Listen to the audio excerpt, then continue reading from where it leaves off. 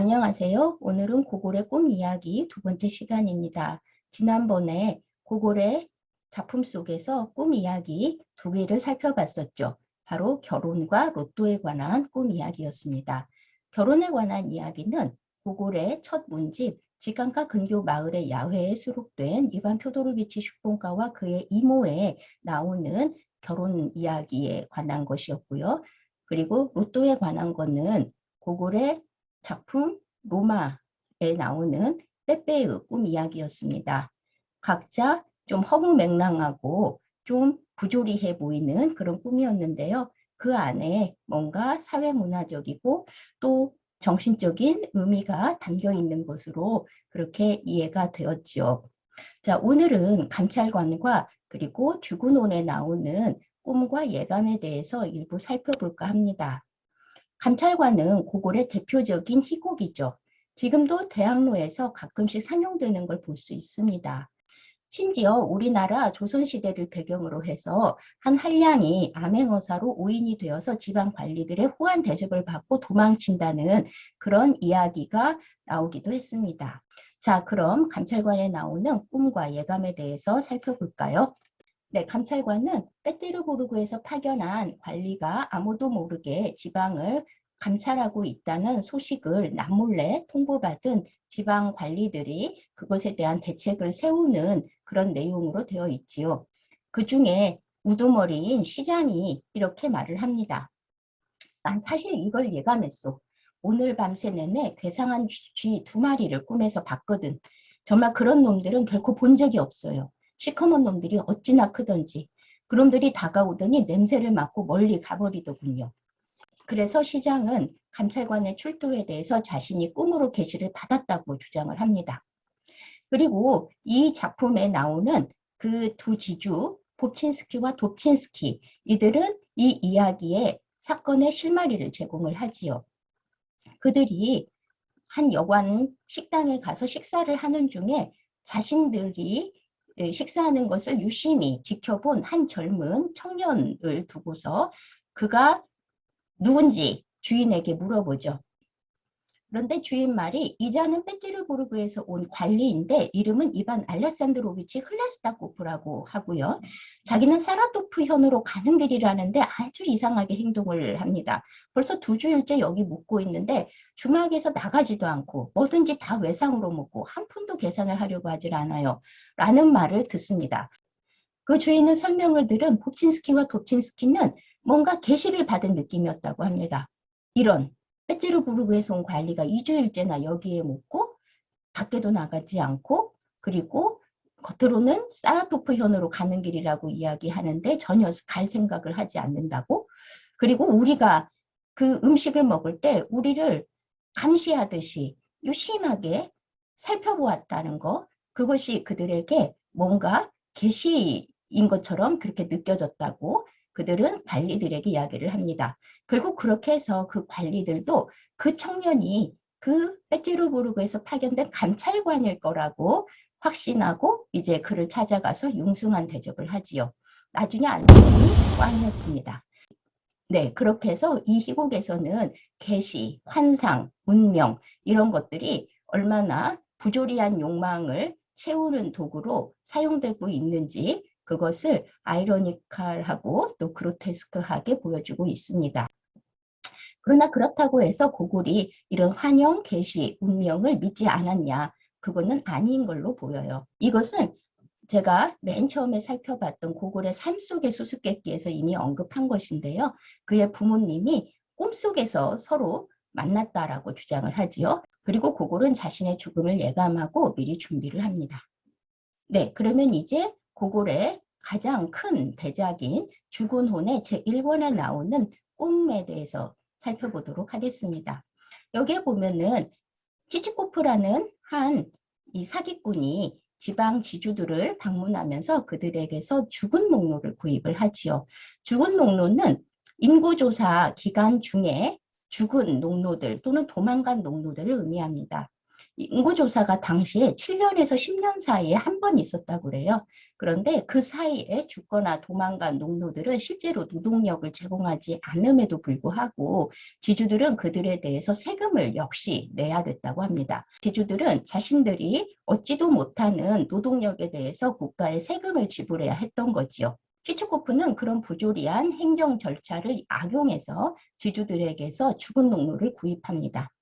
그가 그걸 가지고 무엇 할까요? 네, 그는 바로 그 죽은 농노를 가지고 국가로부터 대출을 받아서 그것으로 뺑소니 사기를 치려고 했던 것입니다. 죽은 농노를 담보물로 제출하려고 했던 거지요. 그렇게 해서 그가 지방의 NN 도시를 방문해서 그 도시 주변에 있는 지주들을 찾아가서 죽은 농노의 매매를 제의하는 그런 과정에서 꿈 이야기가 나옵니다. 먼저 그가 두 번째로 찾아가는 꼬로보치카 그 여지주의 꿈 이야기를 살펴볼까요? 꼬로보치카는 굉장히 인색하고 또 그 욕심이 많은 그런 여지주입니다. 규모는 작지만 알차게 영지를 운영하는 점에서는 놀라운 수완가이기도 하지만 절대로 속지 않고 사기당하지 않고 또 이윤을 뜯어내려고 하는 그런 아주 강한 물욕을 갖고 있는 그런 비속한 여지주로 등장을 하지요. 근데 그녀는 이 자본거래의 시스템을 이해를 못합니다. 그는 어떻게 죽은 농노를 판매할 수 있는지 그런 개념 자체를 이해를 못해요. 시체를 파내서 그걸 가져가려고요? 그녀는 그렇게밖에 생각을 못합니다. 또 하나는 그런 죽은 농노가 쓸모가 있다면 당연히 팔아야지. 틀림없이 저자에게는 그것이 쓸모가 있나 보다. 자신은 이해 못하지만 적어도 그것을 살려고 하는 사람에게 뭔가 그것이 쓸모가 있다는 건 이해하고서 자신에게 최대한 이득이 되는 방향으로 이 거래를 끌어가려고 합니다.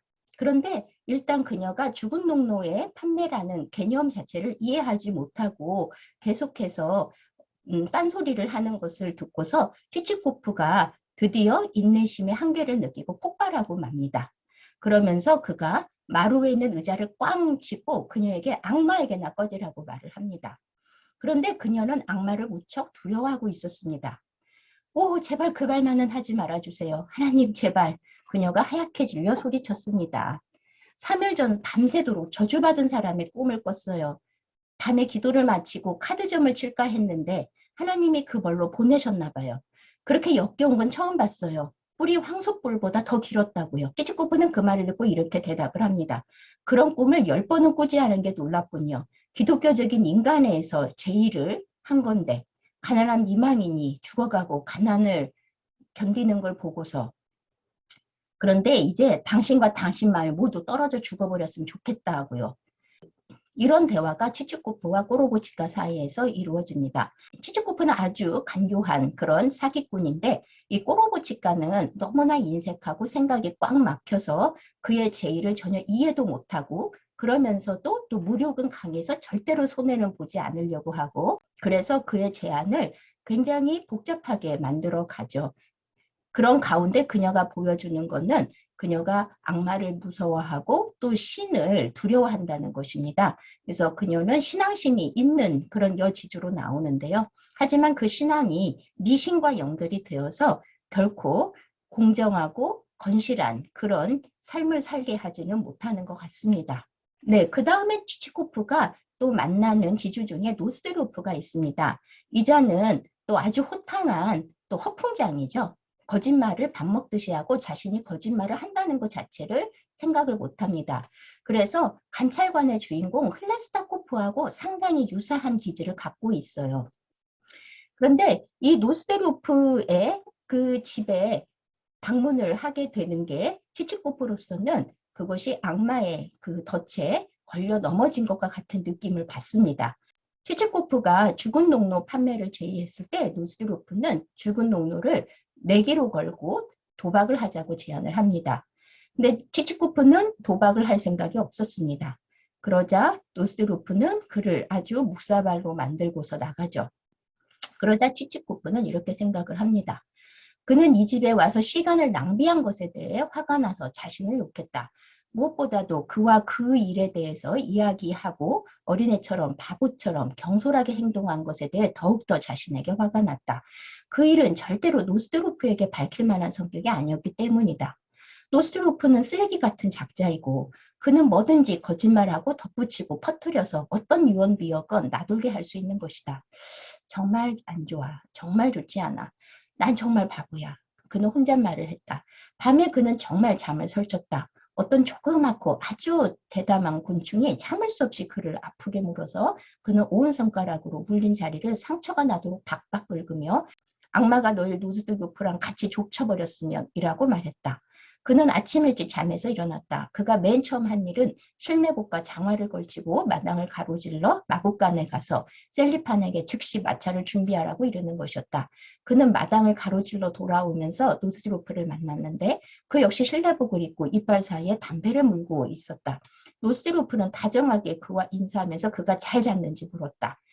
그저 그랬어. 치치코프가 아주 냉담하게 대답했다. 이봐, 난 말이야. 노스트로프가 말했다. 밤새 얼마나 끔찍한 걸 봤는지 말도 마. 그리고 어제 내 입속에서 기병중대가 잠을 잔 것 같아. 생각해봐. 나를 채찍으로 때리는 꿈을 꿨어. 진짜야.